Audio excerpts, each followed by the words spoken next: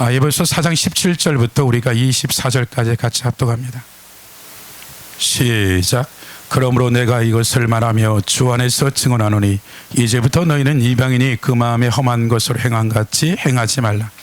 그들의 총명이 어두워지고 그들 가운데 있는 무지함과 그들의 마음의 굳어짐으로 말미암아 하나님의 생명에서 떠나 있도다.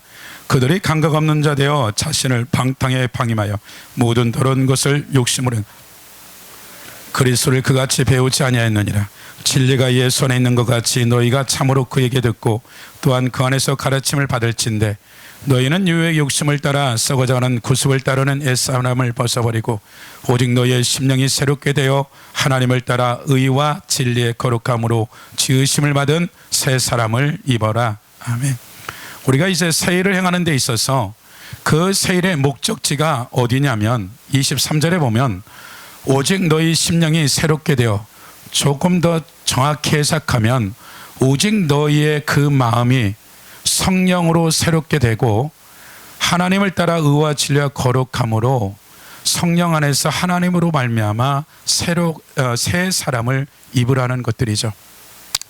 그래서 하나님이 저나 여러분의 삶에 있어서 하나님의 그 창조적이고 전능하시고 심판주이고 주권자이신 하나님이 우리 안에 성령으로 말미암아 끊임없이 이 새 일을 행하는, 지금까지 내 삶에 한 번도 없었던 상상도 못할 내 힘의 능력과 내 어떠한 실력이 아니라 전적인 하나님의 그 능력과 은혜를 내 안에 주셔서 이미도 하늘에 신령한 모든 것들과 필요한 모든 것들을 주시고 하나님 앞에 성령의 지시를 따라 66권의 진리를 따라 순복하는 그들을 향해서 끊임없이 우리의 겉사람이 아닌 이 새롭게 피조된 이 속사람의 성장과 성숙함에 대한 이 모든 것들을 우리를 위해서 장성한 분량, 그리스의 머리까지 자라게 되어질 때까지 하나님은 이 모든 것을 첫 창조와 새 창조를 맡기기 위해서 우리를 가르치고 훈련하고 교훈하고 책망하고 이런 같은 일들을 하죠. 그래서 실제적으로 이분들하고 제가 어떠한 공부를 한 것도 아니고 이분들도 그냥 성경을 많이 읽겠다고 하고 왔는데 이제 성경은 각자 집에서 읽으시고 말씀에 대한 것들을 이제 나누기 시작했죠. 그래서 둘째 날 가서 이제 산상수훈에 대한 살인 간음에 대한 것들을 얘기했을 때 거기는 대부분이 목회자들은 동의는 그것에 대한 것을 이미도 그렇게 동의하고 그들을 동일하게 살인에 대한 기준, 간음에 대한 기준, 그들도 동일하게 끝나고 났을 때 동일한 기준들을 갖고 있었다라는 거죠. 어떤 부분에서는 말할 것도 없이 어떠한 부분들로 알고 있었던 것들, 또 서로가 알고 있었던 것들에 대해서 확증도 되어지고 어떠한 시너지가 된 것이죠. 어떤 부분에 대해서 조심스러운데 아예 그 모여진 목회자들이 그럴 필요 없어요. 목사님 그냥 있는 그대로 얘기했으면 좋겠다. 돌려 얘기할 것도 없고 그냥 그대로 그 말씀에 대해서 자기네들이 동의하겠다라고 이런 얘기들이 나온 것들이죠. 그래서 감사한 것은 하나님이 이제 성경책이 나오고 난 이후부터 만나는 사람들의 삶의 여정들이 정말 상상도 할 수 없을 정도의 나름대로 준비가 되어졌고 어떤 부분은 제 부분을 빼놓고는 상상도 못할 정도의 그들의 삶의 대가를 지불한 것들이 다른 영역에 있어서는 내가 도무지 쫓아갈 수 없을 정도의 그런 영역들이 이미도 준비되어졌고 되어 있는 하나님의 사람들이라는 거죠. 그래서 동일하게 영원한 곳에 소망을 두고 가는 그 동일한 것들이 어찌 되어졌더닌가, 하나님의 백성들 안에서는 우리가 생각하고 한 번도 만나보지 못했던 그들의 60년, 50년, 40년 살았던 각자의 삶의 하나님의 사람들로서 살아왔을 뿐인데 그냥 하나님 안에서 만났을 때 서로의 부족을 채우고 연약을 채우는 데 있어서 그 중심선에 말씀에 대한 그 흐름의 중심선은 전혀 변함이 없는 그 중심선들을 동일하게 가졌던 거죠. 무엇을 어떻게 전할는지, 어떻게 할지, 단지 성경을 많이 읽어야 되겠다고 왔는데 성경은 안 읽고 그냥 말씀에 대한 것들을 8시간, 9시간 같이 말씀을 계속해서 얘기한 거죠. 마지막 날에는 10시 반까지 했죠. 10시 반까지. 심지어는 그 중에는 그 누군가는 그럼 우리가 종말에 대한 것들에 대한 얘기를 하다가 시작은 그럼 어떻게 할 건데요? 영접입니까? 믿기만 하면 됩니까? 그 한 사람도 온 사람 중에서 영접이나 믿음에 대해서 동의를 안 했고, 그리고 한 명은 사도행전 2장 38절을 딱 꺼냈죠. 그냥 그것은 제가 하나님의, 내가 타락해서 하나님을 처음 만나고 그런 삶의 자리 가운데 그 말씀이 그 시작이라고 그 동의가 되어지면서 또다시 사도행전서부터 같이 나누는 이런 일들이 한 번도 얘기한 적도 없고, 어떤 사고를 가졌는지 그런 것들을 전혀 모르는데도 불구하고 하나님에서 상상도 못할 이러한 은혜들을 나누었던 것들이죠. 분명한 것은 우리가 그들이 동일한 것은 어떠하든지 그들이 하나님을 내 왕으로 주인으로 삼고 내 인생에 그분이 왕 되시고 주인 되지 않으면 그것은 다 가짜다.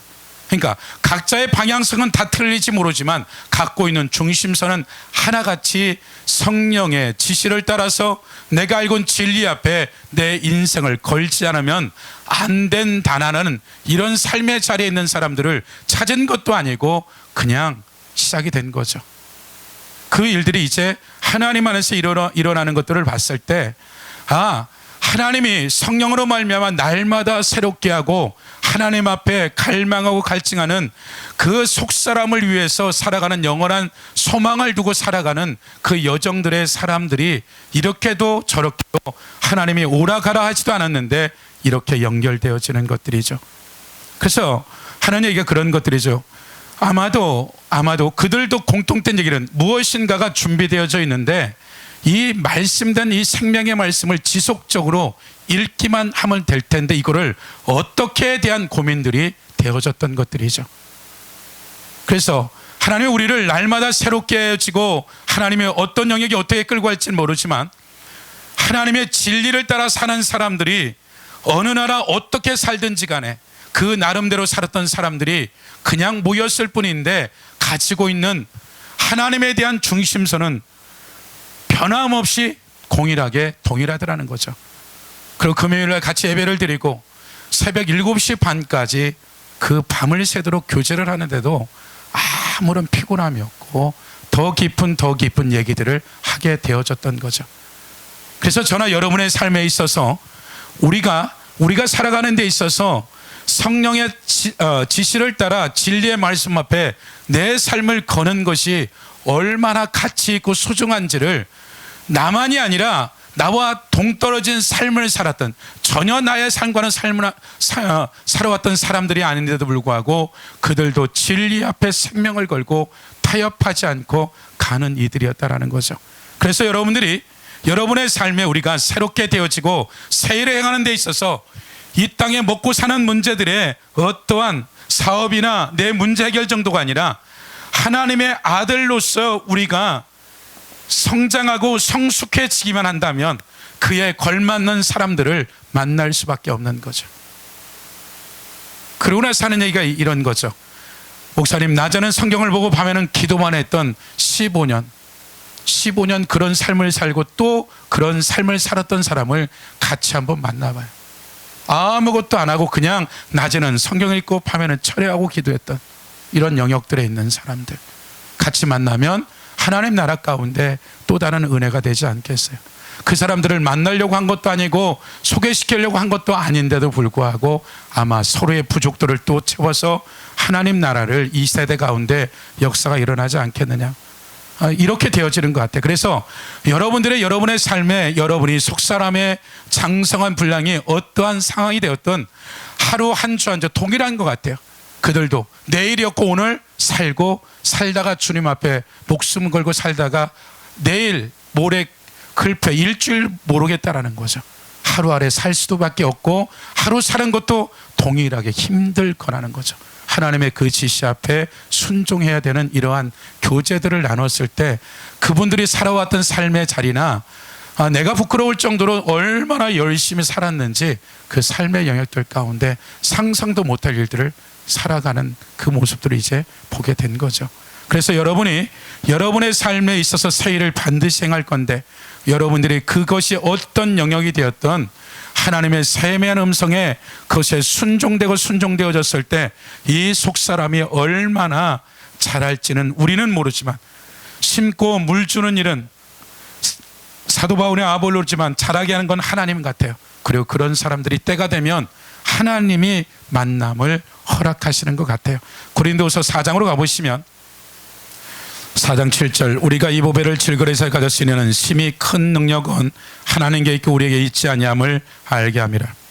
우리가 사방으로 우겨쌈을 당하여도 쌓이지 아니하며 답답한 일을 당하여도 낙심하지 아니하며 박해를 받아도 멸음받지 아니하며 거꾸로 팀을 당하여도 망하지 아니하고. 고린도 교회의 끊임없는 문제는 1장과 2장에 걸쳐서 사도 바울은 고린도 교회 너희의 문제는 하나님의 지혜, 이 지혜가 생기지 아니함으로 3장 1절에 어린아이다 라고 이제 얘기 꺼내놓고 이제 그 어린아이는 와 같은 행동을 했던 구체적인 얘기들을 하나씩 끄집어내죠.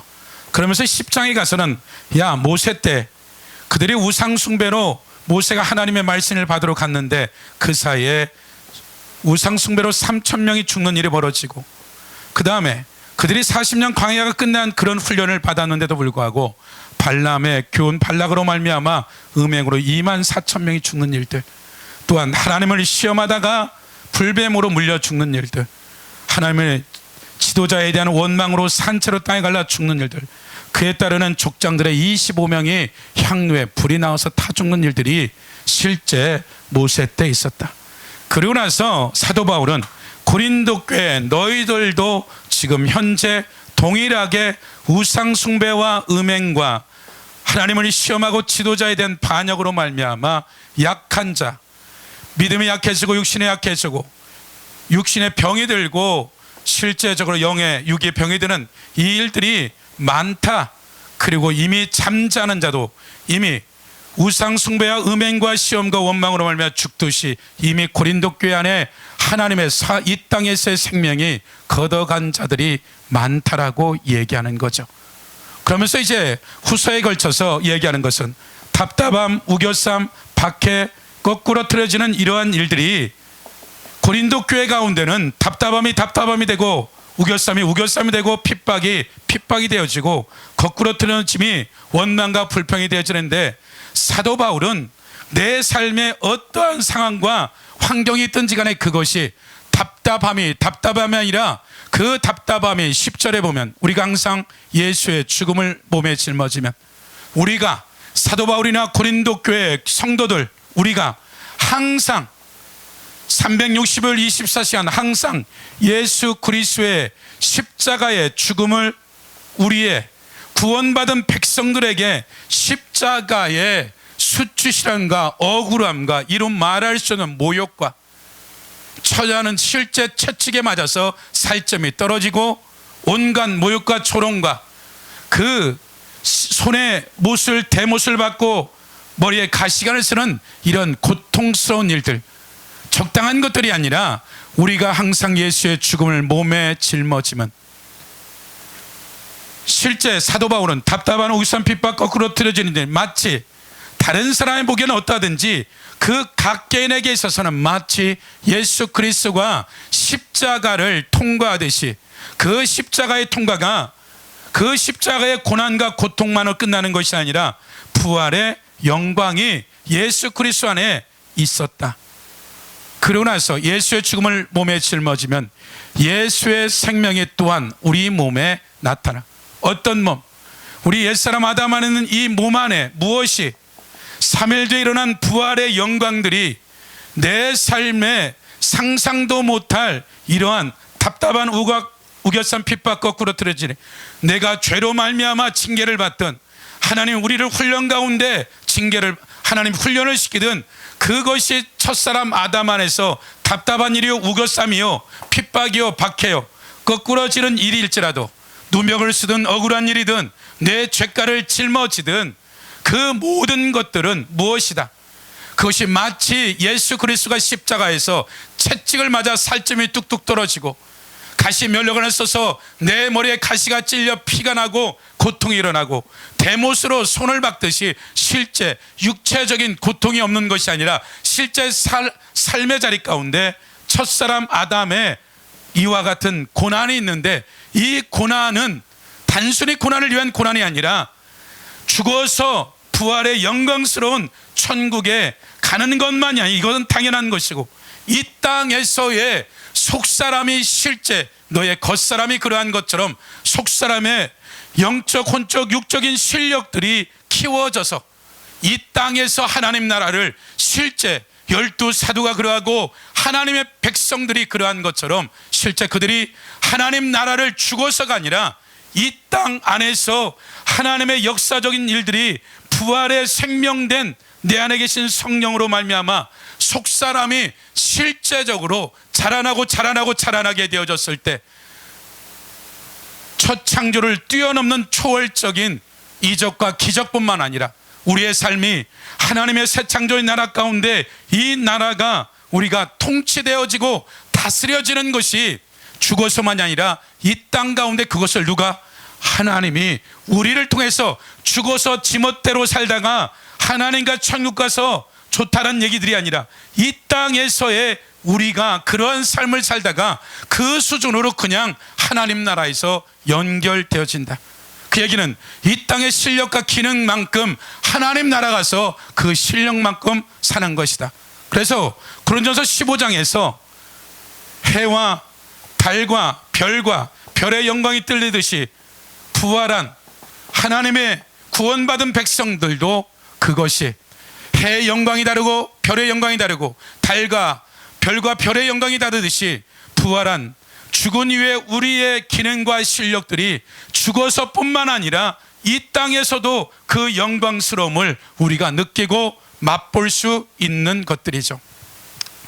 우리가 이제 다니엘서 4장으로 가보시면 3장 먼저 보시면 3장 1절 느부갓네살 왕이 금으로 신상을 만들었으니 높이는 60규빗이요 너비는 6규빗이라 그것을 바벨론 지방 두루 평지에 세웠더라. 느부갓네살 왕이 사람을 보내어 총독과 수령과 행정관과 모사와 재무관과 재판관과 법률사와 각 지방 모든 관원을 느부갓네살 왕이 세운 신상의 낙성식에 참여하게 하며 이에 총독 수령과 행정관과 모사와 재무관과 재판관과 법률사와 각 지방 모든 관원이 느부갓네살 왕이 세운 신상의 낙성식에 참여하여 느부갓네살 왕이 세운 신상 앞에 서니라.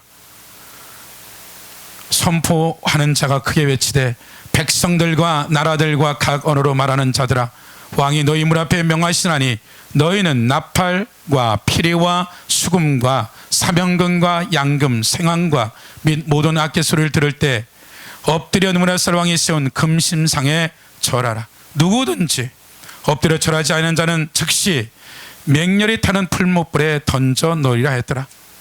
8절 그때 어떤 갈대아 사람이 나와 유대 사람을 참수하니라. 그들이 느부갓네살 왕께 이르되 왕이여 만수무강하옵소서. 왕이여 왕의 명령을 내리사 모든 사람이 나팔과 피리와 수금과 사명금 양금 생황 및 모든 악기 소리를 듣거든 엎드려 금심상에 절할 것이나 누구든지 엎드려 절하지 않은 자는 맹렬히 타는 풀목 가운데 던져 넣음이 당하리라 하지 아니하셨나이까. 이제 유다 사람 사드락 메삭 아벳노고는 왕이 세운 바벨론 지방을 다스리게 하신 자이거늘 왕이여 이 사람들이 왕을 높이지 아니하며 왕의 신들을 섬기지 아니하며 왕의 세우신 금신상에 절하지 아니하리라. 느부갓네살 왕이 노하고 분하여 사드락 메삭 아벳노고를 끌어오라 말하며 드디어 그 사람들을 왕 앞에 끌어온지라. 느부갓네살이 그들에게 물어 이르되 사드락 메삭 아벳노고야 너희가 내 신을 섬기지 않으면 내가 세운 금신상에 절하지 아니한다니 사리치리냐. 이제라도 너희가 준비하였다가 나팔 피리 수금과 사명금과 양금과 생황과 및 모든 악기 소리를 들을 때 내가 만든 신상 앞에 엎드려 절하면 좋거니와 너희가 저를 만일 절하지 아니하면 즉시 너희를 맹렬히 타는 풀목 가운데 던져 넣을 것이니 능히 너희를 내 손에 건져내시니 누구겠느냐니. 사드락과 메삭과 아벳노고가 왕 앞에 대답하리되 느부갓네살에 우리가 일에 대하여 왕에게 대답할 필요가 없나이다. 왕이여 우리가 섬기는 하나님이 계시다면 우리를 맹렬히 타는 풀목 가운데서 능히 건져내시겠고 왕의 손에서도 건져내시리다. 그렇게 하지 아니할지라도 왕이여 우리가 왕의 신들을 섬기지 아니하고 왕이 세우신 금신상에 절하지 아니할 줄 아옵소서. 24절 그때 느부갓네살 왕이 놀라 급히 일어나 모사들에게 물어 이르되 우리가 결박하여 불 가운데 던진 자는 세 사람이 아니었냐 하니 그들이 왕에게 대답하여 왕이여 옳으시다 하더라. 왕이 또 말하되 이제 누가 내가 보니 결박되지 않은 네 사람이 불 가운데 다니는데 상하지도 아니하고 그 넷째 모양은 신들의 아들과 같더라. 머리살이 맹렬히 타는 풀무불 악이 가까이 가서 불러 이르되 지키노우신 하나님의 종 사드락 메삭 아벤노고야 나와서 이리 오라매 사드락과 메삭과 아벤노가 불 가운데 나온지라. 총독 지사 행정관 왕의 모사들이 모여 이 사람들을 본즉 불이 능히 그들의 몸을 해하지 못하였고 머리털도 걸리지 아니하였고 겉옷 빛도 변하지 아니하였고 불탄 냄새도 없었더라. 22절 3장 왕의 명령이 임하고 풀무불이 심히 뜨거움으로 불꽃이 사드락 메삭 아벤노고를 붙든 사람들이 태워 죽였고 실제 불이었죠. 이것은 이제 구약에 나와 있는 하나의 사건의 문제죠. 우리가 예배 드릴 때 어떤 사건이 일어나는 것들이 아니라 실제 그들이 바벨론 포로에서 그가 가지고 있는 고위 공직자로서의 삶을 살아가는데 삶의 상황과 문제 가운데 맞닥뜨려진 문제, 사건이 말하자면 다니엘이 해석한 이 해석으로 말미암아 두보나살이 우상을 똑같은 그 모양을 만들어 놓고 모든 방백과 정복한 나라들에게 이것에 절하지 않으면 태워 죽여버리겠다.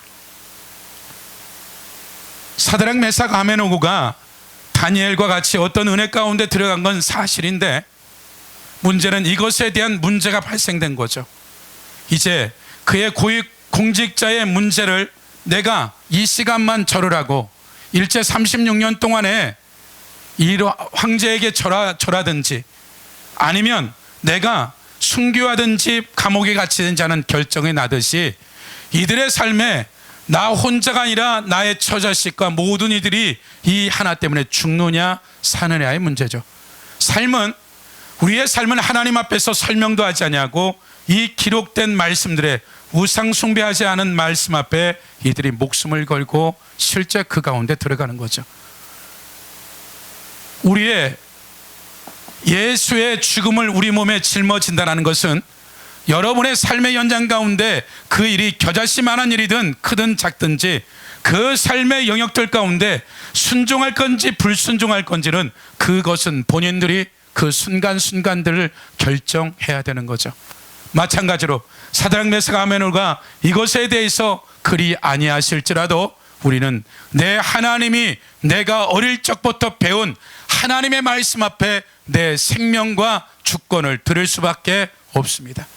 분명 그것은 당신이 권위자이고 당신이 왕인 걸 인정하지만 이거조차도 하나님의 말씀에 충돌된다면 우리의 인생은 그 말씀 앞에 우리의 인생을 걸겠다라고 이들이 던져버린 거죠.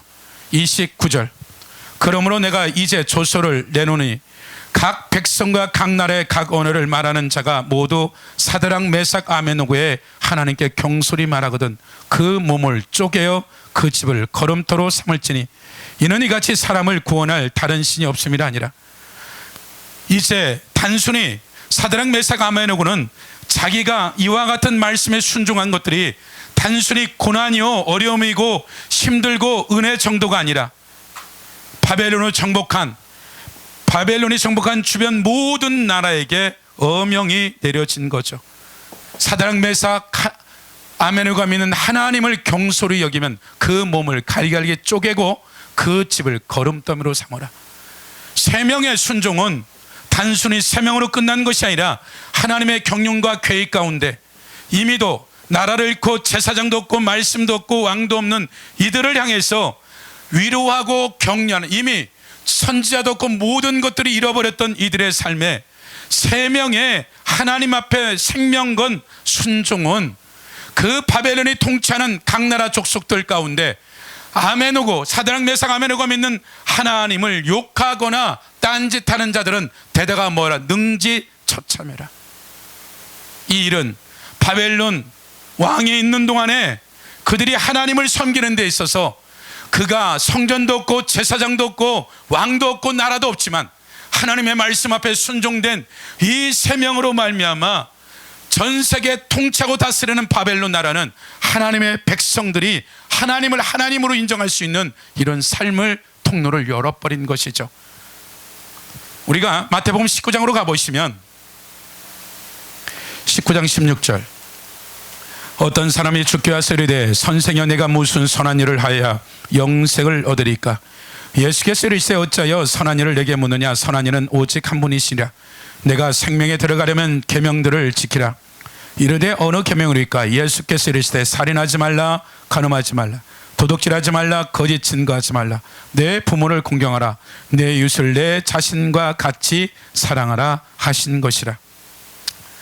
10계명의 5계명서부터 이제 너가 영생을 얻기로 한다면 하나님의 계명을 지켜야 된다. 그래서 예수님이 그 5계명서부터 10계명에 대한 얘기를 청년에게 얘기한 것이죠. 청년의 대답이 뭐라고 얘기하냐면, 내 21절 예수께서 청년이 이르되 20절 이 모든 것을 내가 지켜 싸운데 아직도 무엇이 부족하리이까? 이 모든 것을, 예수님이 말한 살인, 간음, 도둑질 이와 같은 것을 지켰는데 이거 말고 또 다른 것이 있습니까? 예수께서 이르되 내가 온전하고자 할진대 부자 청년, 네가 보기에는 네 나름대로 잘했는데 아직 온전치 못하다. 그래서 한 가지 해야 될 일이 있어. 그것이 무엇이냐면 예수께서 이르되 내가 온전하고자 할진대 가서 내 소유를 팔아 가난한 자들에게 주라. 그리하면 하늘의 보화가 내게 있으리라. 그리고 와서 나를 따르라.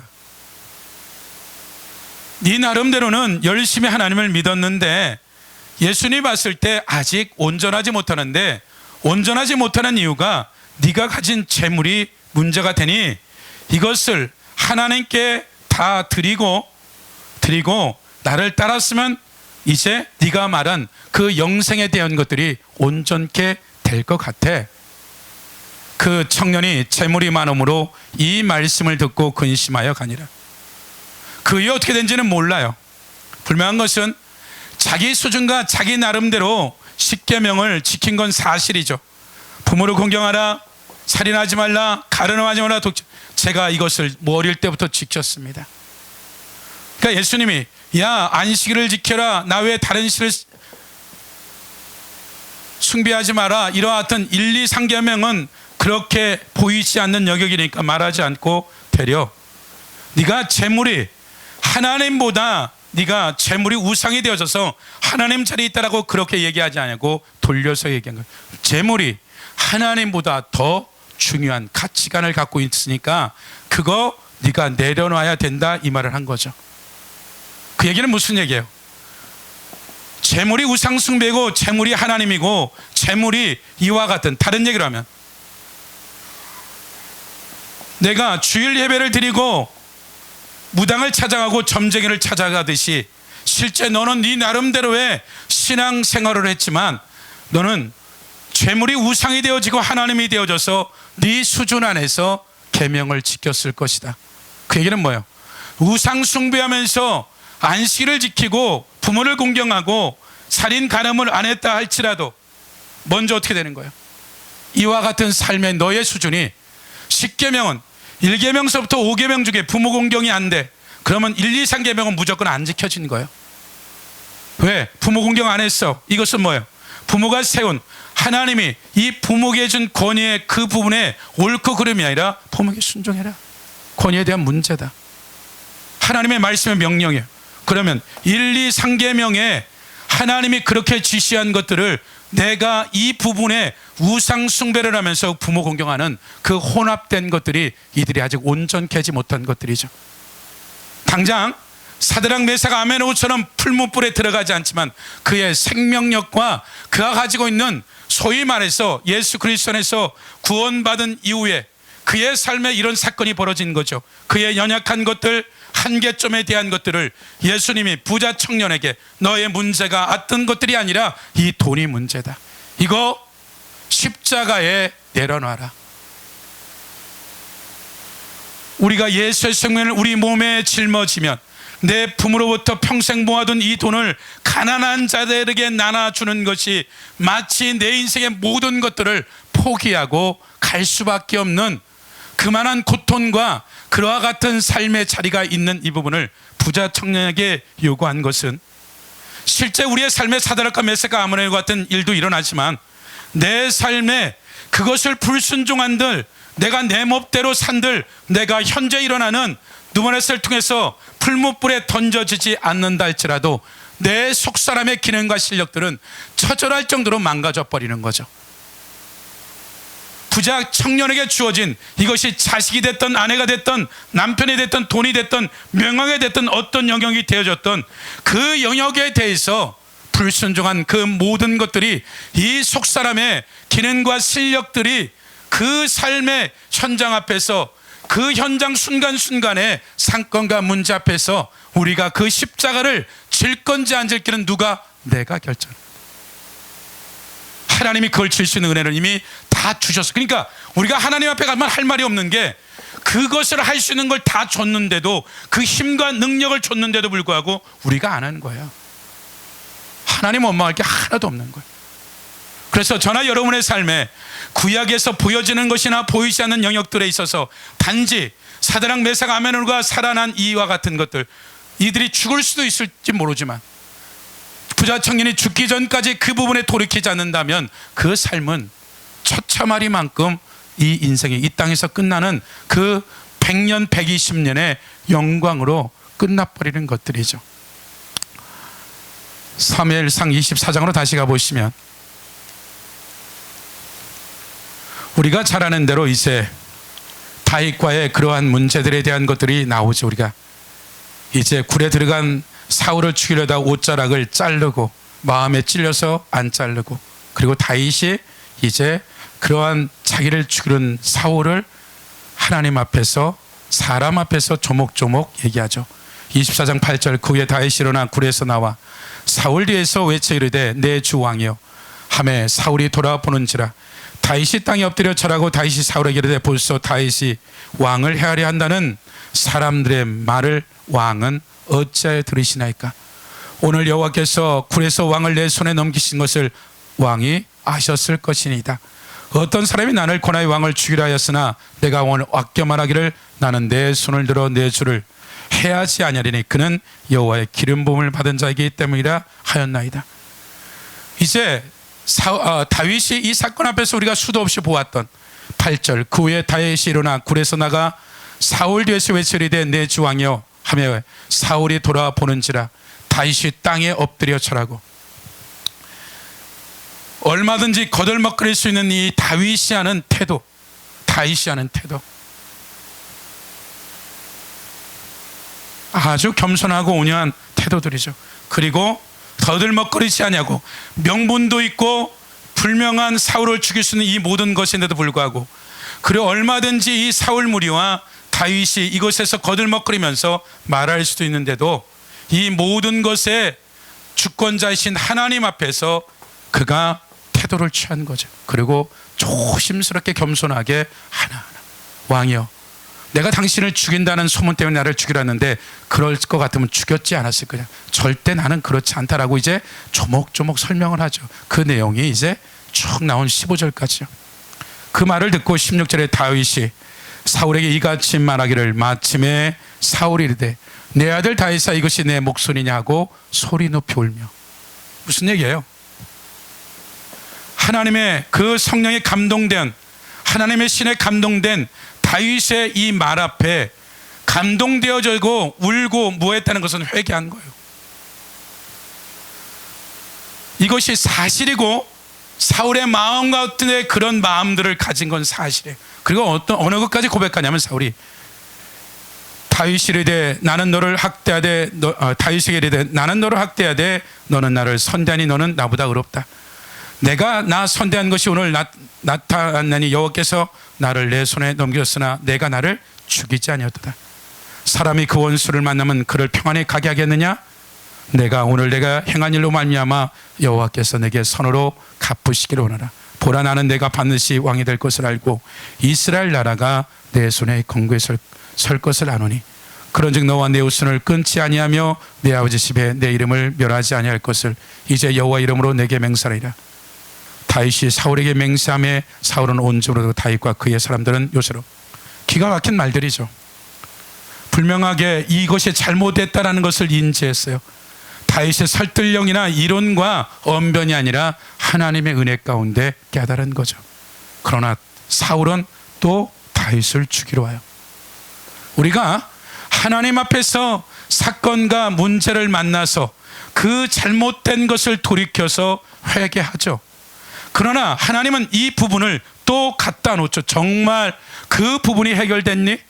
정말 그 사건들에 대한 반복적인 것들이 되어지는 것은 아직 네가 울고 불고 은혜를 받았다 그러고 너가 그것이 맞다라고 한 그 삶을 다시 앞에 그 삶의 칼자를 쥐어줬을 때 그가 어떻게 하는가를 하나님은 또 보는 거죠. 그것이 언제?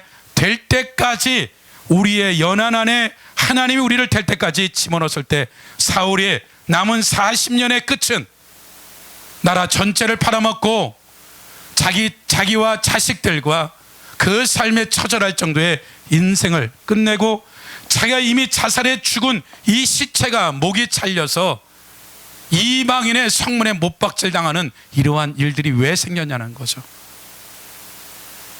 저나 여러분의 삶에 내가 한두 번 하나님 앞에 순종되어져 잘못됐는데도 불구하고 그런 긍휼과 은혜를 주게 되어지고 내가 잘했다 할지라도 그 사람이 정말 하나님 보기에 됐다 할 때까지는 하나님이 그 영역을 다루시지, 우리의 속사람이 새로워지고 새롭게 되어져서 하나님 보시기에 그 영역이 네가 너무나 잘 되어져서 이제는 너한테 맡겨도 될 때까지 하나님은 우리에게 사건과 문제를 맡겨서 정말 그러한가, 정말 그러한가, 정말 그러한가 하나님은 묻는 것들이죠. 다윗이 뭐라 그래요? 엎드려 절하고 겸손하게 주먹주먹 얘기했어요. 27장에 가보시면, 우리가 잘 아는 26장에 가보시면 동일한 일을 하죠. 이제는 더 담대해졌죠. 잠들은 그들 3,000명의 적진에 들어가서 물병과 칼을 갖고 나오죠. 13절, 이에 다윗이 건너편으로 가서 멀리 산 꼭대기에서 거리가 멀더라. 다윗이 백성과 내리 아들 아브넬에 대하여 여쭈르되 아브넬아 너는 대답하지 아니하냐 하니 아브넬이 대답하되 왕을 부른 너는 누구냐? 왕이 아브넬에게 이르되 내가 용사가 아니냐? 이스라엘 가운데 너 같은 자가 누구냐? 그러한데 내가 어찌하여 내 주왕을 보호하지 아니하냐? 백성 가운데 한 사람이 내 주왕을 죽이려고 들어갔다. 내가 행한 일이 이 말이 옳지 못하도다. 24장에서 다윗이 지금 한 태도, 기가 막히게 겸손하고 온유한 마음으로 그것을 사울과 따르는 무리들에게 얘기했을 때 이것이 다윗이 갖고 있는 태도와 중심이었어요. 그러나 얼마 지나서 똑같이 하나님이 그들에게 잠들게 하는 잠에 잠들게 해서 다윗의 칼과 물병을 들고 나오게 하나님의 은혜를 주고 또 다윗이 어떻게 하는가를 본 거죠. 24장처럼 한 것이 아니라 분명하게 그 비서실장인 다무엘이 군대 장관이 옆에 있는 그 아브넬 옆에 사울이 있는데도 불구하고 얘는커녕 이제 아브넬을 통해서 사울 왕한테 대놓고는 못하고 간접적으로 그와 같은 옆에 있는 사울에게 직접은 할 수 없으니까 그 아브넬을 데리고 막 얘기하는 건 아브넬 얘기 아니라 사울에게 욕을 퍼붓는 거죠. 태도. 이전에는 그렇게 됐는데 이제는 어떻게 된 거예요? 완전히 다른 태도가 옛사람 아담 같은 모습. 이후에 어떻게 돼요? 가드로 망명 가요. 가드로. 이것이 한 번이 된 것이 아니라 하나님은 또 다윗을 갖다 어떻게 했는데 다윗도 사울도 어떻게 되는 거예요? 처절할 정도로 무너지고. 이 사건 이후에 성경은 뭐라 그럴게요? 내 생각에는, 내 생각, 이전에 내가 그렇게 겸손하게 취했던 태도는 온데간데였고 그가 거들먹거리고 교만하기 짝이 없는 이와 같은 것이 마치 하나님의 긍휼과 은혜를 주었는데도 불구하고 자기가 무엇이 되느냐 착각 속에서 거들먹거리는 이 다윗의 그 다음 장면은 가드로 가버리게 해요. 하나님 허락해버려요. 1년 4개월 동안 처참하리 많고 살육과 도적질과 이와 같은 삶이 편안했는데, 편안한 삶이었는데 1년 4개월 만에 하나님이 이 다윗을 한 번 더 손을 보죠. 그렇다면 이 다윗의 여정이나 신과에게 어떤 사건과 문제가 여러분들의 만났을 때 한 번을 잘했느냐 두 번을 잘했느냐 문제가 아니라 하나님이 그 영역에 있어서 내가 훈련되어지고 준비되지 않으면 우리의 속사람이 성장하고 성숙할 때까지 하나님은 쉬지 아니하시고 구원받은 하나님의 자녀들을 고와 같이 버려두지 않냐. 버린 자식은 관여하지 않는 자들 망하는 거죠. 그러나 하나님이 사랑하는 백성들 될 때까지 이 땅의 연한까지 이 땅에 태어나서 하나님의 부르심의 소원과 뜻을 이루기까지 하나님은 죽는 날까지 다루실 것이다. 절대. 그렇다면 저나 여러분의 삶에 성경은 창세로부터 계시록까지 어떠한 사건과 문제 앞에서 내가 어떻게 했느냐는 거예요. 그것은 누가? 최소한 땅과 하늘과 하나님은 알고 나는 아는 거죠. 그것이 거들먹거렸는지 포장인지 명분인지 이론인지 자기 나름대로의 설득인지는 하나님 앞에서는 속일 수 없다. 그것을 하나님 앞에 내 삶의 순간 사건과 문제 앞에서 어떻게 처리하는 자가 사람이 있든 없든 보든 보지 아니하든 하나님 앞에서 우리가 예수의 생명을 우리 몸에 짊어지면 이것은 우리의 매 순간 일상 가운데 선택하는 것이지, 내 실력과 능력은 나 홀로 있었을 때 내가 무슨 짓을 하는지가 정확한 내 영적 실력 같아요. 한두 번 잘했다 못했다 이 문제가 아니에요. 하나님 것이 될 때까지 전능자신 하나님 나를 나보다 더 잘 알아요. 사람을 속일 수 있고 포장할 수 있고 얼마든지 할 수 있지만 하나님이 그 부분을 손을 대기 시작하면 누가 그것을 얼굴로 하늘 가리겠어요? 안 되는 일이에요. 그래서 여러분의 삶에 새해를 행하는 데 있어서 하나님의 목적은 무엇이다? 여러분의 장성한 분량에 이르시면 하나님이 어찌할 것이다. 이 모든 것을 맡길 것이다. 그 전까지는 하나님의 경륜과 계획 가운데 쉼없이 참새한 마리 아사륜에 팔리는 이것도 하나님 허락 없이는 떨어지지 않는다. 원수가 욥처럼 시험을 하던 내 책 가운데 하나님이 허락하던 이 모든 것들은 무엇이다? 하나님의 사람을 성장시키고 성숙시켜지는 목적으로 하나님 재료를 쓰고 있는 이 부분에 내 속사람이 얼마나 자라는 이 자라남이 죽어서 영광이 아닌 뿐만 아니라 이 땅에서의 영광스러운 일이 저나 여러분의 삶에 반드시 나타날 거라는 거죠. 하나만 더 보고 맞춰요. 마태복음 15장 21절. 예수께서 거기서 나가사 두로와 시돈 지방으로 들어가시니 가난한 여자 하나가 그 지경에 나와서 소리질러 이르되 주 다윗의 자손이여 나를 불쌍히 여기소서 내 딸이 흉악하게 귀신이 들렸나이다. 예수는 한 말씀도 대답하지 아니하시니 제자들이 와서 청하여 말하되 그 여자가 우리 뒤에서 소리를 지르오니 그를 보내소서. 예수께서 대답하시되 나는 이스라엘 집에 잃어버린 양 외에는 다른 데로 보내심을 받지 아니하였노라 하시니 여자가 와서 예수께 절하여 이르되 주여 저를 도우소서. 대답하여 이르되 자녀의 떡을 취하여 개들에게 던짐이 마땅치 아니하니라. 우리가 잘 아는 수로보니게의 여인이죠. 수로의 여인이 다윗의 자손이여 했을 때 나름대로 그도 믿음이 있었겠죠. 그래서 귀신 들린 딸 때문에 왔을 때 예수님이 하는 얘기가 내가 내 자녀 때문에 왔지 이 주의 상에서 개들에게 던짐이 마땅치 아니다. 완전히 사람 취급한 게 아니라 개 취급해버린 거죠. 당신에게 찾아온 문제 해결을 가지고 온 일을 향해서 예수님은 개 취급하시 완전히 무시해버린 거죠. 여러분의 삶의 영역들 가운데 사람과 사람 사이 만나는 이 만남 안에서 사건과 문제 앞에서 자존심, 내 명예, 내 권위, 내 삶의 어떤 영역에 있어서는 말도 안 되는 이 소리 앞에서 내가 어떻게 반응할 거는 이 수로보니의 이 여인에게 있었듯이 여러분의 삶에 그가 예수님처럼 그의 악성이 아스까 그 자존심에 대한 것이든 그것을 건드려서 그것을 뽑아내기 위한 하나님의 이와 같이 알면서 하는 케이스가 있고, 또 하나는 그 사람이 전혀 무지막지해서 그렇게 무시하고 막무가내 무시하고 하는 이런 두 가지 케이스가 다 있는데 그 둘 다 누가 하나님의 주권과 결제 없이는 절대 그런 일이 일어날 수가 없다. 그러면 이 모든 문제가 일어나는 주권은 누구 있다? 하나님에게 있다. 우리가 주목하는 것은 보이는 것이 아니라 보이지 않는 하나님의 말씀과 진리는 이것에 뭘 하라고 그러냐? 욕 얻어 먹어라. 자존심 상하는 거 그냥 집 밟혀라. 오른편 치 왼편도 돌려대라 라고 하듯이 이 여인에게 하나님이 이 마음을 쑤신 거죠. 이 여인이 기가 막힌 거죠. 여자가 이르되 주여 올소이다마는 개들도 제 주인의 상에서 떨어지네. 물이 귀하기 때문에 빵 오래된 거로 손을 씻었죠. 그러니까 바닥에 떨어지는 거죠. 그래서 집안 개들이 와서 이 부스를 먹는 그 당시에 풍습을 얘기한 거죠. 그러니까 뭐라 그래요?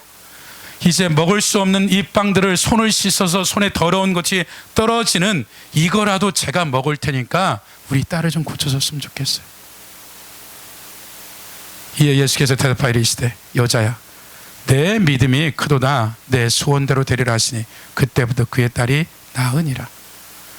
성경은 여러분의 삶을 성령이 내 안에 계신 하나님이 나보다 나를 더 잘 알기 때문에 우리가 살아오는 동안 예수 그리스도를 믿기 전이나 믿은 후에 우리의 죄성과 악성들을 너무나 하나님이 잘 알기에 우리 안에 그 연약하고 원수로부터 유린되어진 그 삶의 죄성들과 원수에게 이미 잡혀져 있는 그 연약함을 하나님은 사건과 문제를 만들어서 그 들보를 빼내고자 하나님의 사건들을 만들 때마다 우리의 초점이 보여지는 영역의 자존심이 됐던 내 자존심을 짓밟든 아니면 그보다 더한 일들의 무시가 일어나든 어떤 일이 일어나든 이 모든 것은 누가?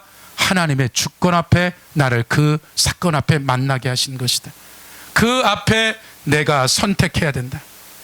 내가 진리를 따라서 성령의 세미한 음성을 따고 어떻게 할 건지를 될 때까지 뭐까지 속사람이 성장해서 그것을 품을 수 있는 수르보의 여인이나 하나님의 사람들에게 일어나는 이와 같은 일들에 있어서는 구약으로부터 신약에 이르기까지 하나님의 백성들은 그것을 한 번 잘했다 두 번 잘했다가 아니라 될 때까지 하나님을 다루신다.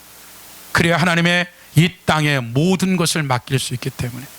그래서 저나 여러분의 삶에 하나님은 여러분을 날마다 새롭게 하기를 원하고 여러분의 새 사람으로서 성장하고 성숙하기를 원하는데 하나님은 그것은 내 수준과 내 실력의 정도가 아니라 하나님 우리를 침노에 두른다. 그 두르는 것이 내가 원하는 그러한 컨셉이 아니라 상식을 벗어난 상상도 못할 사건들을 내 앞에 놔놨을 때 내가 하나님 외에 신뢰할 것이 아무것도 없다.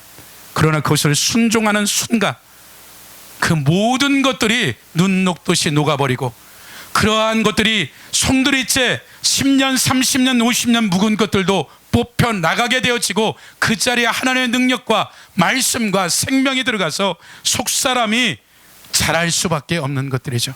그래서 우리가 이론과 논리가 아니라 하나님의 나라는 실제죠. 본질이고 본체인 거죠. 그래서 저나 여러분의 삶에 어떻게 살아야 될 건지, 값싼 크리스찬이 되어지든지 아니면 하나님의 사람이 되어지든지. 제가 월요일 저녁에 늦게 누군가를 만났어요. 목회도 크게 했고 여러 가지 환란도 있었고 자기 인생 가운데 이제 끝이 났다고 해서 뉴질랜드의 그 지구의 끝까지 가서 이제 죽으려고 한 그 바로 앞에 웅덩이가 하나 있는데 그곳에서 여기서 3주에 한 번씩 예배 드리라고 편말이 딱 있더래요. 그래서 거기서 비행기를 타고 뉴질랜드 끝까지 가서 이 지구의 끝이 어딘지를 잡으니까 거기더래요. 그 죽으러 간 거예요. 죽으러 간 그 바로 낭떠러리 앞에 그곳에서 3주에 한 번씩 예배 드린다는 구절이. 그래서 거기서 딱 그랬대요. 하나님이 여기도 왔다 갔네요. 하나님이 여기도 왔다 갔네요. 하나님 내가 다시 내 남은 생에 주를 위해 충성하다 죽겠습니다. 의론이에요. 의론이야. 그래서 제가 기도돼서 만났는데 목사님 집회도 많이 하고 가끔 보냈는데 안 갔대. 내가 내 친구 뭐 다 끊고 어떻게 내 남은 생애를 끝없이 제가 1년 넘게 기도했대요. 내 생명을 좀 거두갔으면 좋겠다. 더 이상 목회를 못하겠다. 어떻게 해야 될지. 하나님의 말씀은 살아있다 그러고 하나님의 교회는 영광스럽다 그러고 삶이 바뀐다는 이거를 어떻게 해야 될지 모르겠다. 그러면서 이제 그 해답을 찾고 이제 그냥 하나님의 한 영혼이 됐든 두 영혼이 됐든 자기의 모든 것을 생명을 불어넣고, 제가 그랬어요. 그러면서 처음으로 그 입에서 나온 게 하나님, 목사님, 본질과 실체가에 대한 얘기를 처음 얘기한 거예요. 많은 목회자들 가운데 믿음의 본질, 신앙의 본질에 대한 본질이 뭔가요? 어떻게 살아야 될까요? 이런 얘기를 밤 늦은 시간까지 얘기를 하고 갔어요. 목사님 도와주세요. 그래서 제가 어른이잖아요. 저보다 목회 많이 했고, 도와줄 건 아무것도 없고 내가 기도하고요. 필요하면 언제든지 제가 목사님 하는 일에 전화 주세요. 필요하면 내가 현재로서는 제가 할 게 아무것도 없어요. 내가 생명 걸고 한 영혼들을 그냥 매주에 공부 가르치고 그러다가 내가 하나님 이게 가야 되지 않겠냐라고 이제 얘기를 하는 거죠. 그러니까 곳곳에 하나님의 사람들이 있는 건 분명해요. 그래서 여러분들이 여러분의 보여지는 영역 안에서의 그 영역이 아니라 기록된 말씀들 안에서 여러분들이 살기 시작하면 이제 그러한 하나님의 사람들을 이제 만나기 시작할 거예요. 그래서 여러분의 속사람이 어떻게 자라는지는 여러분들이 알아요. 내 양심이 알고 내가 어떤 사람보다 내 자신을 알아요. 내가 무엇을 어떻게 해야 될지. 그래서 여러분의 삶에 여러분의 속사람의 기능과 실력들을 갖추는 것이 이 땅에 어떤 것보다 중요해요. 그래서 우리가 예수의 생명을 우리의 몸에 짊어질 것을, 여러분이 원튼 원치 않냐든 이미 하나님은 여러분들을 구원해 놓고 여러분의 속사람이 자라서 이 옛사람을 통치하고 다스려서 그 기능과 실력들을 키워주는 것이 하나님의 여러분을 구원하신 목적이에요. 그래서 어떤 세일을 하든지 그 세일 앞에 그 결과가 어떤 결과에 마음 뺏기지 마시고 여러분의 그것을 통해서 속사람이 어떠한가를 보셨으면 좋겠는 거죠. 그래서 그런 한 주 되시기를 예수 그리스도의 이름으로 축복합니다.